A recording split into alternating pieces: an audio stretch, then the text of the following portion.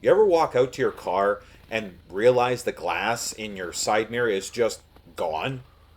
That is exactly what happened to my Mark 7 Golf, except I actually saw it happen while I was driving in the middle of a snowstorm on the highway, and there wasn't much I could do about it at the time. Mechanic on Rogue here. Thankfully, replacing the mirror glass is actually really easy. Usually, the entire mirror assembly does not need to be replaced, and there's no specialized tools required, and the repair only takes a couple minutes. For this repair, I picked up a replacement mirror kit off Amazon that came with new glass already mounted to a new backing plate. One thing to watch out for is making sure the replacement matches the features your original mirror had. My Golf had blind spot monitoring, so I needed a mirror designed to support that as well. To remove the old mirror backing plate, the first thing I'm going to do is angle the mirror inward using the mirror controls. That gives me enough room to access the outer edge behind the backing plate. From here, I'll use the small plastic pry tool included with the new mirror to carefully work around the edges of the backing plate, gradually applying more force until it pops free from the adjustment motor behind it. Using a plastic tool here is important since it helps reduce the risk of damaging the mirror housing. While removing the mirror, I actually ended up dislodging the outer mirror cover as well. Thankfully, it's only held on with clips, so it can simply be snapped back into place later. Once the mirror glass comes free, the connectors for the heated mirror element, and in my case, the blind spot monitoring light, can be disconnected.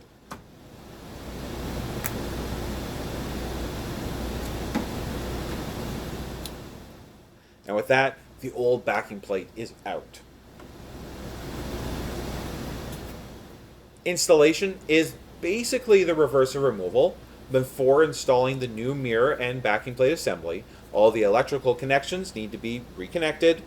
And in this case, I also noticed a small metal component attached to the original backing plate that wasn't included with the replacement mirror. So I transferred that over as well, just to be safe.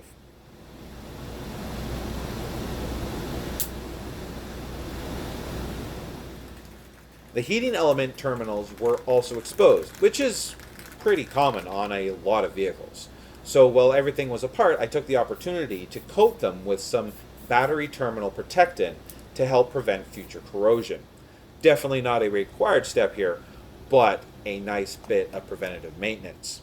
With all that done, I lined up the new backing plate with the adjustment motor and pressed firmly in the center until the clip snapped into place.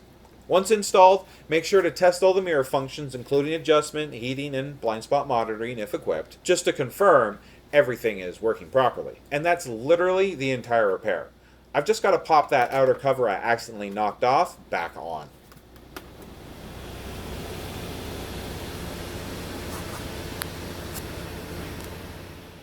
This is definitely one of the easier repairs to do for a Mark 7 Golf, and it has the potential to save a lot of money in comparison to replacing the entire mirror assembly or paying shop labor. To make things easier, I've left a link in the video description down below of the actual replacement mirror that I used.